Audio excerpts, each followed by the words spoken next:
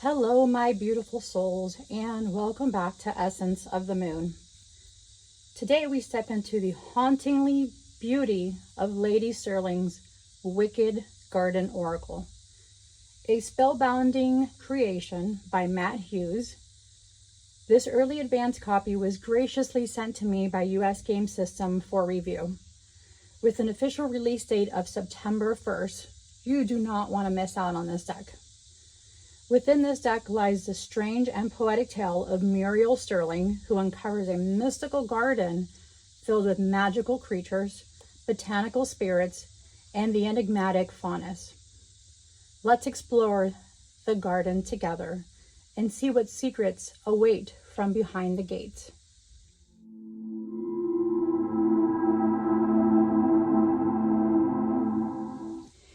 Okay, everyone, this is Lady Stirling's Wicked Garden Oracle deck. Thank you for sticking around with me in my abandoned greenhouse.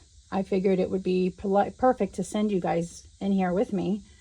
It's been abandoned because life happened this year and we weren't able to keep up with it. So at least it's getting use with Lady Stirling's Wicked Garden Oracle deck.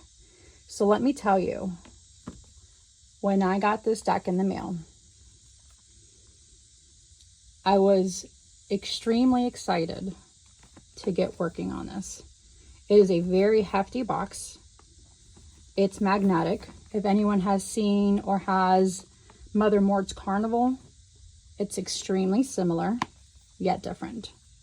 So let's read what the back has to say. Lady Stirling's Wicked Garden Oracle deck by Matt Hughes. It's also Matt Hughes, his wife, and then there's another person, and I can't think of their name right now, who also helped create this deck. Strange occurrences plagued the Stirling family for generations until Muriel Stirling discovered the rich and storied past of her family's estate deep in the English countryside. She discovers a mystical wicked garden that her family swore to protect, but the sins of her great-grandfather threatened the garden's inhabitants and its caretaker, Faunus. Read the poignant story of Muriel Stirling's Wicked Garden in the 80-page, full-color, illuminated hardcover novelette. Meet the garden's inhabitants, featured in the 32-card gold-foiled accented oracle deck with indigo-painted edges. Discover more about the garden spirits and their lessons in the 80-page full-color journal guidebook. This deluxe set includes your own copy of the key to enter Muriel's garden. Okay, guys, let's dive in. So look at the inside. Isn't that just beautiful?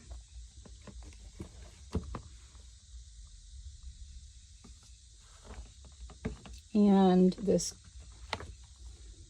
80-page novelette, it's extremely gorgeous. The detail on this is phenomenal. I do recommend reading the novelette first before you dive into the journal. This does help you understand the characters in the story. That's Faunus. He is a Roman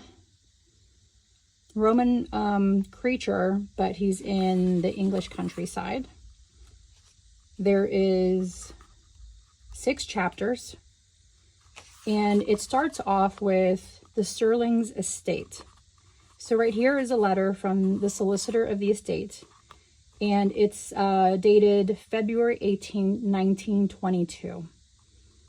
So this is essentially all the story of the inhabitants, as well as Hector, who is the great-grandfather. And Hector is the reason why this estate has gone into the despair that it's in right now, why the garden has also gone into such a state of, you have all the creatures in there that are upset at the Stirling family. It started off with a princess who was saved, and Faunus approached her. That's Elodia's saga. Faunus approached her and said, essentially, I will save you if you promise to have your family save our garden, save the estate, save the garden. So she swore to do that. And those creatures also help protect the land, protect the property.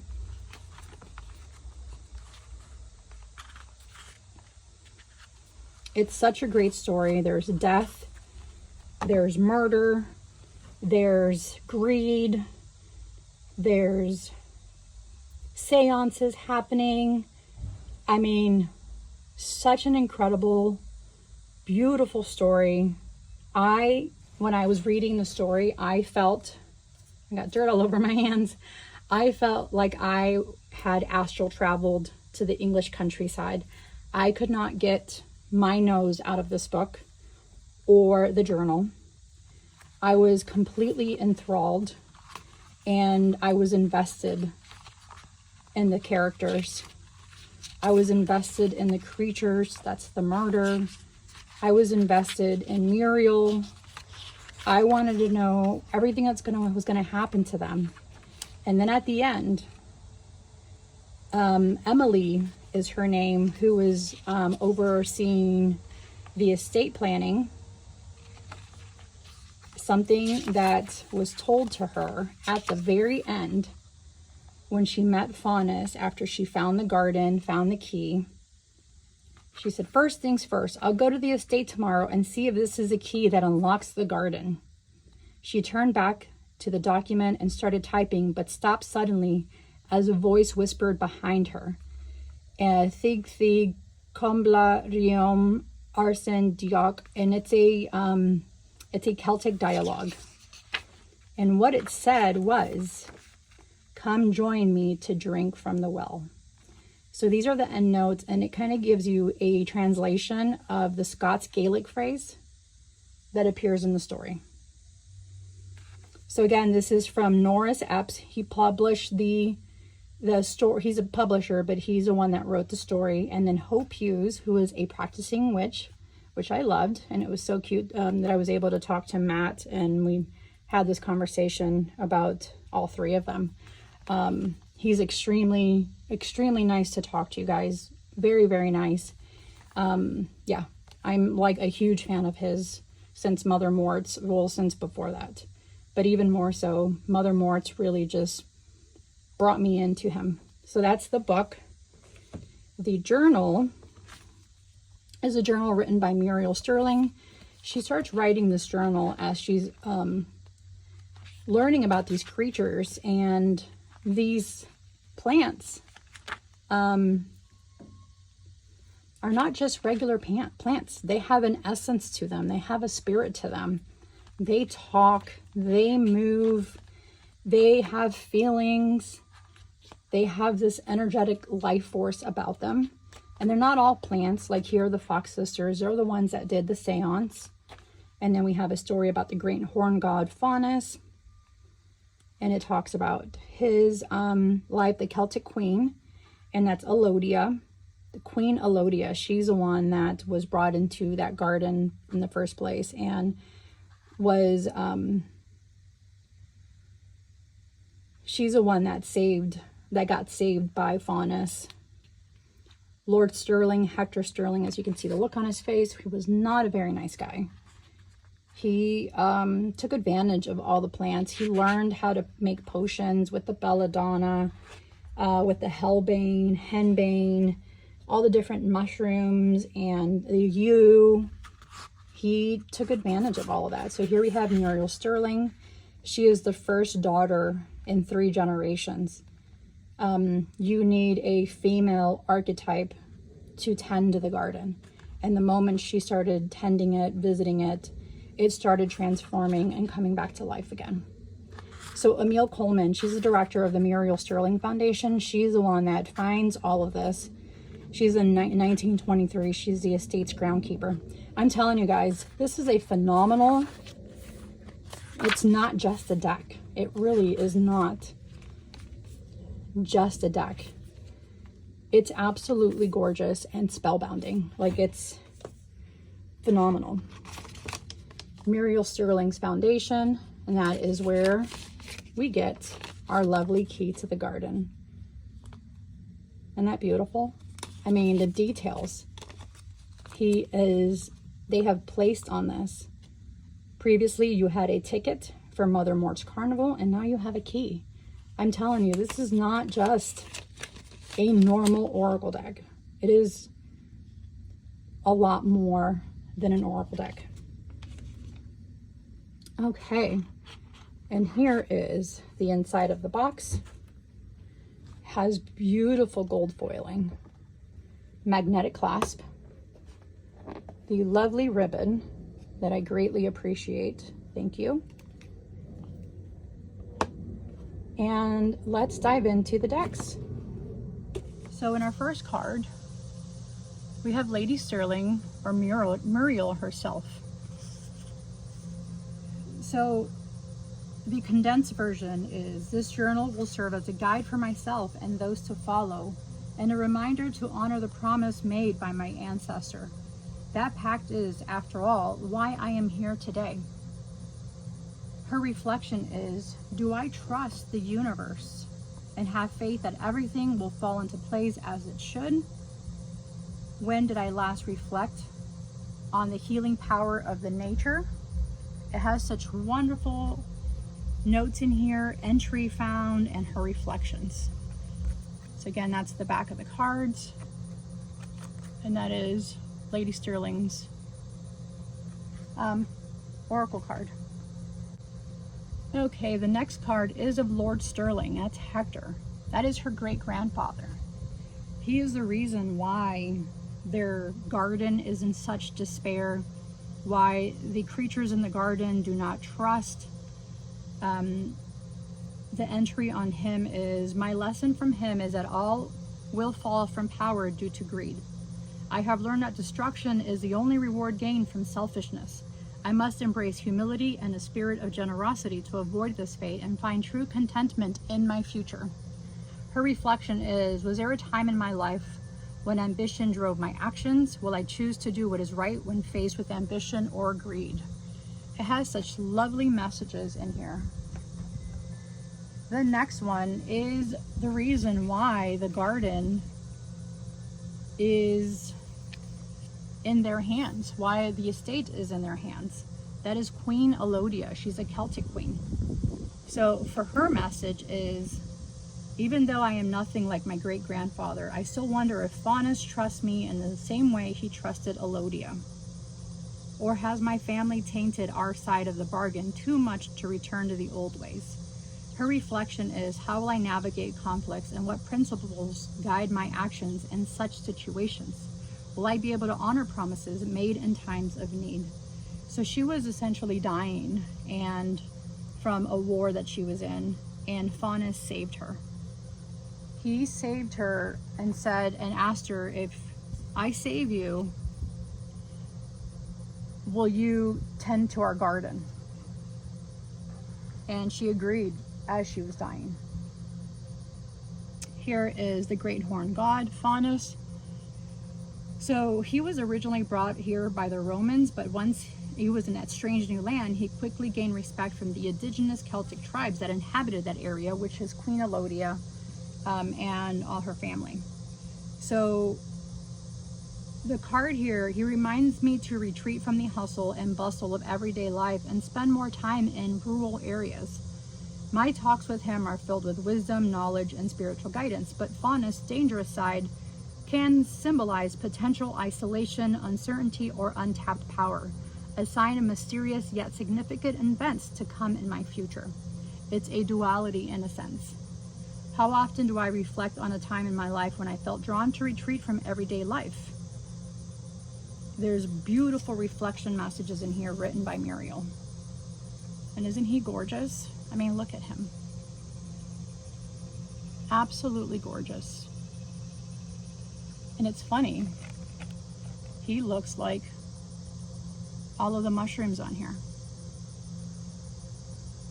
Yeah, this is also from I found on my garden.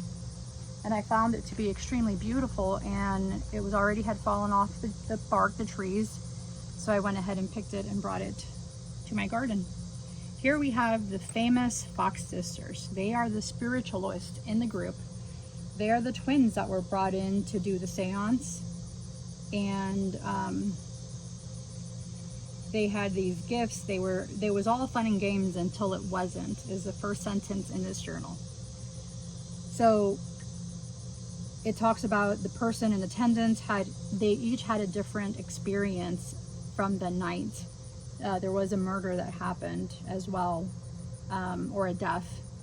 And her reflection is, can I recall a moment in my life when I experienced a revelation or uncovered a hidden truth? How did this discovery impact my beliefs, relationships, or sense of self? Do I trust in my own insight about situations when those around me think differently? Isn't that lovely?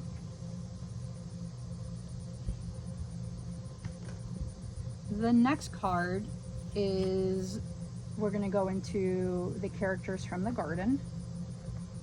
So here we have Angel's Trumpet. Isn't she beautiful? So I noticed that she, Datura, and Belladonna often appear together like sisters. She doesn't speak to me much, but when she does, she is kind. So a lot of these plants have come to distrust the Stirling family because of what Hector, the great-grandfather, did. She patted my face and said, with every danger comes an opportunity for growth and strength. Examination. Angel's Trumpet's large and fragrant flowers also make a popular ornamental plant. The plant knows that danger that lies within the beauty or have been blinded to her toxicity. The reflection is, are there times I ignored danger because the outcome was attractive? Ugh.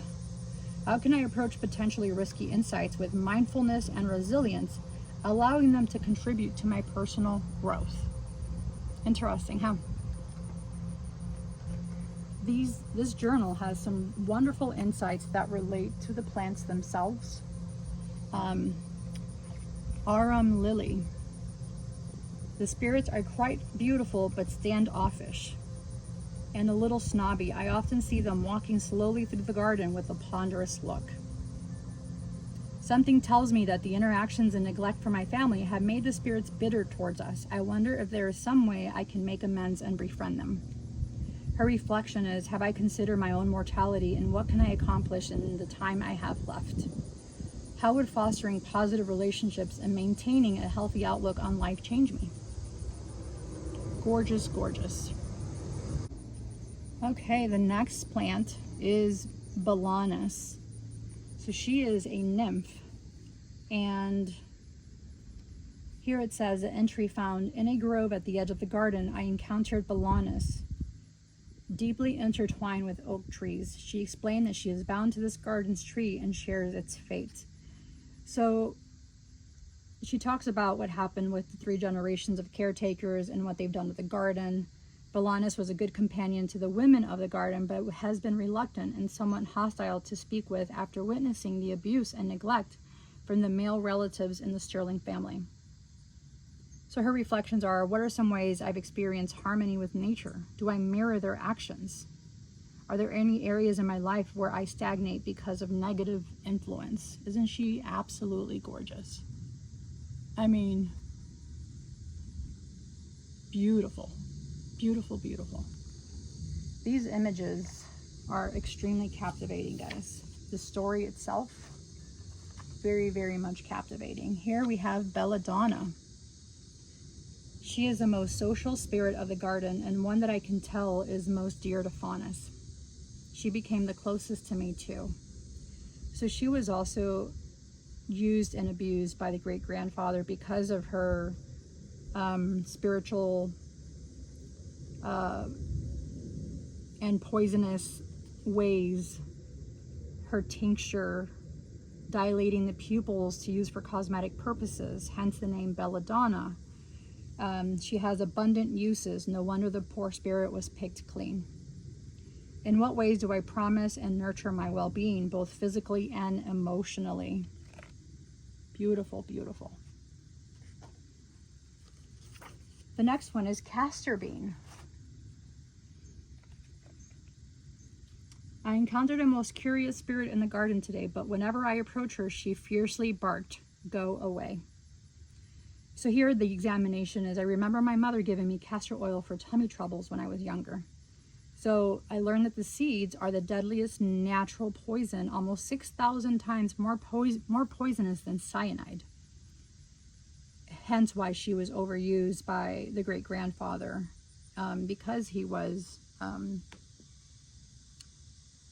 poisoning people at the racetracks. So the reflection is, at this time, are there areas in my life where light and darkness are out of balance? The next card is Coventina. She is the goddess of wells and spring. She is the spirit of the well. And I had to pinch myself because I didn't believe my eyes for the first time I saw her. Coventina glided gracefully across my path as I neared the well at the center of the labyrinth in this garden. So Coventina is a Brythonic goddess or a nymph of springs and wells. She is regarded as a protective mother goddess archetype who rose in popularity during the Roman occupation of Celtic Britain. Her reflections are, is there a well in my life that is chained shut? Has modern life stifled me and my senses? Is there a connection to my inner self that is blocked? Can I remember such a time? Beautiful, huh? Our next lovely character is the daffodil. Such beautiful images. I often encounter her spirit form when she sits by a pool of water and admires herself. Maybe this is why in mythology Narcissus fell in love with himself and stared at his reflection until he died, beautiful but deadly. Her reflection is, what are some of my current needs and desires? Am I giving enough attention to those around me, or am I too wrapped up in my own affairs? Beautiful, huh? Beautiful messages in these cards in this journal. Lovely, lovely deck. Death Cap. Betrayal, deceit, trickery. I hear Death Cap whisper from afar and worry about the taste of poison on my tongue. So of course this tells you that this is a deadly mushroom, and she has no doubt that her great-grandfather offered them to the more nefarious customers at the racetracks. Her reflections are, have I recently experienced betrayal, deceit, or trickery? Have I experienced in something or someone I initially shrugged off, only to later realize that the experience returned and left me for the worse? I mean, she's gorgeous. Just gorgeous. Wow. And our next character of the garden is the Death Head Moth. Isn't she beautiful? A frightening moth flew past my head in the half-dark dusk. I came to know that she was called Death Head's Moth, and for a good reason. This moth is often regarded as an omen of death. So the examination is, when I spoke with the spirit, it conveyed to me that it spends time underground before becoming a moth, a necessary transformation for her kind. The reflection is, have I ignored any inner darkness that may lead to unforeseen consequences? What inner strengths can I harness to face my fears and emerge stronger? She's definitely a strong character. Beautiful. Our next character or spirit of the garden is Destroying Angel. I received a harsh lesson from this garden spirit when I approached them. The Destroying Angel spirit does not like humans or any other beings unless they are growing on the remains of a decaying carcass.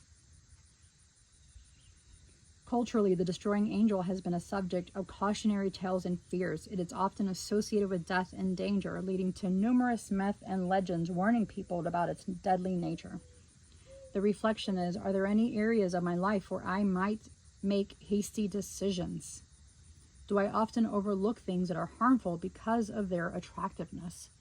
Again, another overlooking items because they are attractive and come in beautiful packaging. Our next spirit of the garden is the devil's trumpet.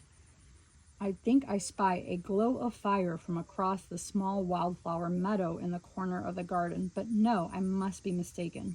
It is not a fire, but the glow from the devil's trumpet. The beauty of this plant takes me. She is radiant. And it seems that the plight of a man is to darken what was once holy to the feminine.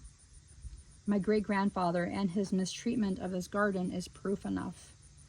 And the reflection is, when was the last time I used my spark of creativity and allowed myself to create? What steps can I take to harness my fiery energy and manifest my desires? Are only a couple of the reflections. There are about 4 or 5 reflections in each of this journal per card. Our next item is English You. Isn't she lovely? I think she's beautiful. The wrinkles on her face, everything about her is beautiful. I find this old cranky spirit amusing. I'm laughing at what the spirit says to me, but I know I shouldn't be. She is not joking nor jovial in her answers. When I try to talk to this stoic, withered spirit, she turns from me and mutters in a gravely tone that she is too old for this rubbish. There are some toxic elements to the yew, the English yew, and it does grow in cemeteries. It's mainly, a lot of it is grown in cemeteries. I used to have a yew tree, or I guess it's a bush, by our house, and I remember these berries very, very clearly. So her reflection is, where in my life have I shown enduring resilience when faced with a problem? But have I learned from the wisdom offered by my ancestors? Yes. Lovely, lovely. Our next spirit from the garden is Fairy Flax. Isn't she lovely? During my exploration of the garden, I stumbled upon this enchanting fairy flax, a delicate flower spirit. She quickly hid in the petals of her flowers. She was curiously peeked up, tilted her head, and spoke to me with a tiny, timid voice. So it talks about the traditional uses. You make wreath and garlands to honor the goddess. They honored the goddess Brigid with this plant and made wreaths and garlands for her. And she says, I wonder if Elodia knew this little spirit. I wonder how I can cheer this little one and her kind again. Her reflection is, what transformations are unfolding and how can I align myself with the natural flow of these things? Where can I release negativity and embrace a more authentic version of myself? The next spirit of the garden, here we have foxgloves. Foxglove, I knew this beautiful plant right away. I remember reading in my folklore books that this flower is beloved by fairies. So the plant, it seems, can break a heart or mend it. And she has a lot of wonderful yet deadly purposes. And the reflection is, how did I navigate my last experience of sadness? Did I stay kind or let bitterness overwhelm me? Isn't that beautiful? Our next character is, here we have Fly Agaric. She is the most whimsical of the garden spirits I have encountered. She giggles, talks in mismatched rhymes, often speaks of the reindeer and their antics. So there's an association with the Norse people that they grew from the foam of Odin's horse during the wild hunt, and even the great Cuchulainn used them when going into battle. She became groggy after reading all the delightful stories about the fly agaric and decided to take a nap. I dreamed of flying. I wonder if this was a gift for my little friend. Her reflections are, when have I delved into an experience that provides new perspective and deeper insights? How did this exploration impact my understanding? So in the journal, there is a 2-page information on these, and I'm going to show you what it looks like. So here we have the entry found, examination of the spirit, as well as the reflection, just to kind of give you an idea what the inside of each character looks like. Our next character, or spirit of the garden, is a green fairy, such a fun spirit to walk through the garden with. She was quick to befriend me when I crossed her path. I'm laughing, entertained, and feel a bit giddy. My worries seem to melt away the longer we walk together. The green fairy delights in everything. She grins and warns that just as everything too much of a good thing can consume me. So the consume me part is the Artemisia absinthium, so absinthe, also wormwood. This does have psychoactive effects when consumed in high doses. This compound has led to the use of wormwood as an ingredient in absinthe, a highly alcoholic beverage that has become quite popular in the parlors. Her reflection is, how do I indulge in the pleasures of life but not let hedonism and intoxication consume me? What illusions do I need to release to find the truth? Lovely, huh? I didn't realize wormwood was also used for that. And hellebore. I actually have hellebore tattooed on me. This little plant is wholly poisonous and irritating to the skin. So it's strange that witches and physicians favor it. It is used for magical ailments, helps in deadly cures, such as the spirit told her. Hellebore spirit threatened or kept me safe when she warned me to keep away. What helped me through the darkest times and offered a glimmer of hope when I felt depression creeping in. And that's hellebore. Beautiful. Our next beautiful spirit is henbane. I encountered this serious, fateful-looking spirit when I felt lost in the garden. She was curious about why I would seek her out. "Are you not afraid I'll turn you mad?" she asked me quizzically.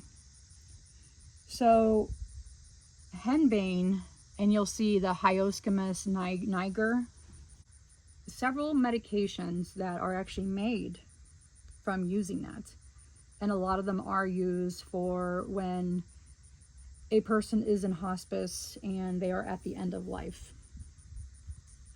Levsin is the brand name of one, hyoscyamine, and that is used. It talks about Cerberus on here, and she mentioned her siblings, and they were the children of Cerberus, guardian dog of Hades. Hercules wrestled Cerberus out of the underworld, and the flowers gained baneful properties when they were sprayed with the foam from the dog's mouth. Her reflection is, have I let intuition be my guide in recent unexpected changes or opportunities? Very cool. The next spirit is Montenegro. So these look like little roly-polies, I think is another word that we can use for them. They're these little insects. So unassuming yet distinctive, I encountered a Montenegro spirit while sorting through a sack of rocks. They scurry away quickly and hide in the leaf litter. They are notably harmless and serve the garden as tiny cleanup crew. Her reflection is, what are my hidden strengths? Am I able to adapt to a new environment and situation? Very cool, huh? Our next spirit of the garden is the oleander. I encountered Nerium oleander as I mindlessly walked around a curve in the labyrinth's path. She startled me with a harsh glance. You can see that harsh glance on her face right now. I found a few books and had entries of oleander plant and read that it had many medicinal uses. The plant was used to remedy a woman's issues, rid of mistress pregnancies, treat venereal disease. Her leaves made into a highly effective poisonous tea. Here it says, have I experienced ruthlessness and cruelty that brought short-term gains, but realized that would be detrimental in the future? The next spirit of the garden is opium poppy. When I saw the small poppy spirit crouched on the ground surrounded by flowers, I decided to walk near her and say hello. Initially, she said nothing to me and continued to stare absently. She did eventually smile weakly and looked up at me. Embrace insight from this garden and let it guide you on your journey. Her reflection is, have I had any recent flashes of insight or heightened perception? Have I sought insight in a dreamlike state? So opium poppy has a long history dating back to the ancient civilizations where they used for recreational and medicinal purposes. I actually used poppy on a potion last night for the dark moon. The next spirit is the orchid mantis. Isn't she beautiful? I met the orchid mantis on one of the old stone benches that sat on the garden path. She reflected upon a time when the garden was lush and wild before the cruel men came. She is the master of disguise.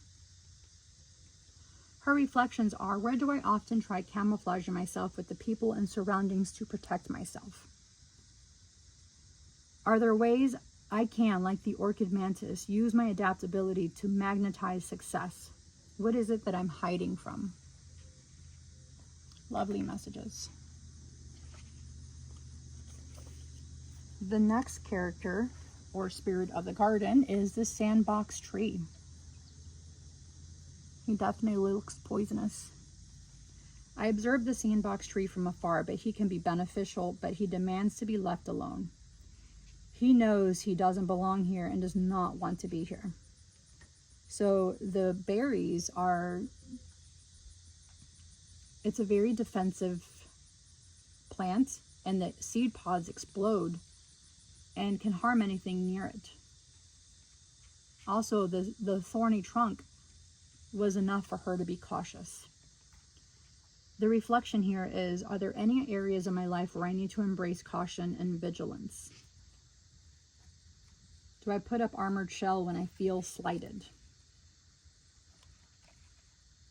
Interesting character, huh?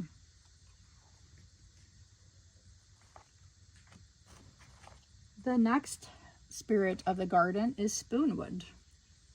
The beautiful flower in the shrub enthralled me. The spirit noticed me and came to sit by my side. She introduced herself as a mountain laurel spirit, but she was commonly called spoonwood.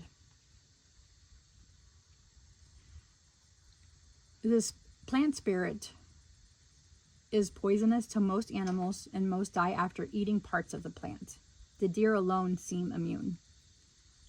What are 3 talents that I am proud of that may be unusual? Do I have a toxic trait that needs healing?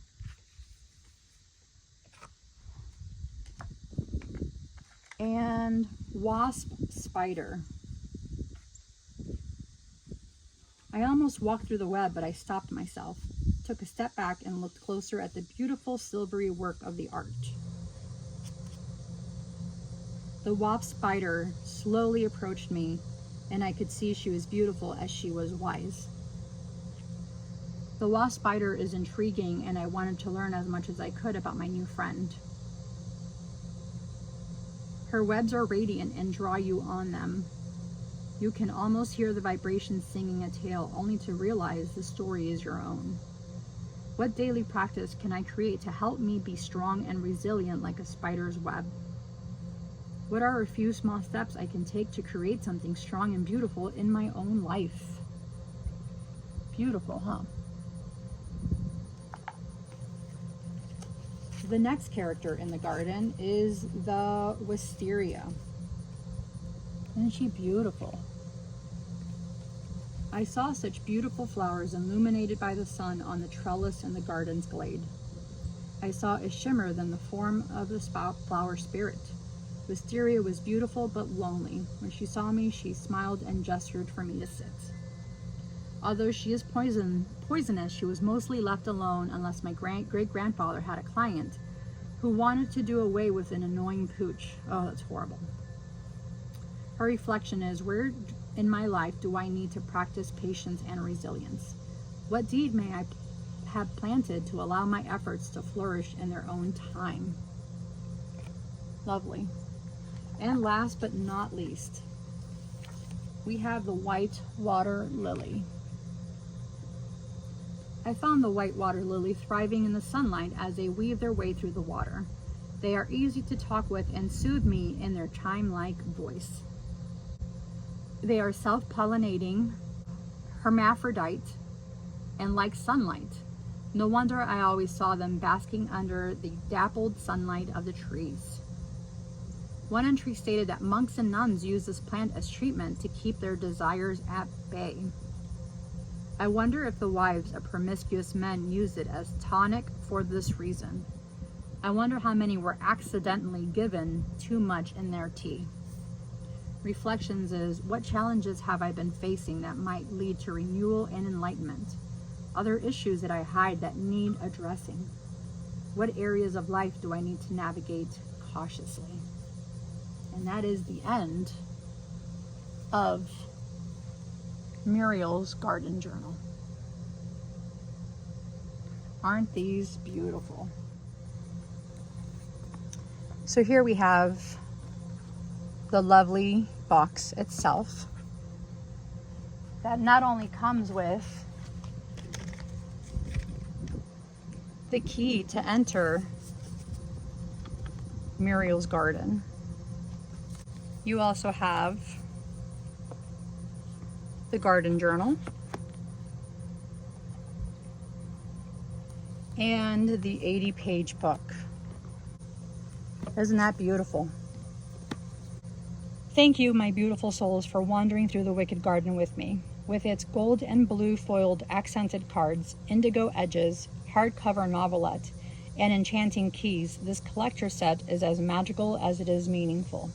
If you feel called to walk among garden spirits like belladonna and angel's trumpets, you can pre-order your copy now ahead of its September 1st release.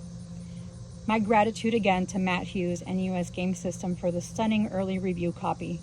Until next time, stay rooted, stay curious, and may your magic always bloom.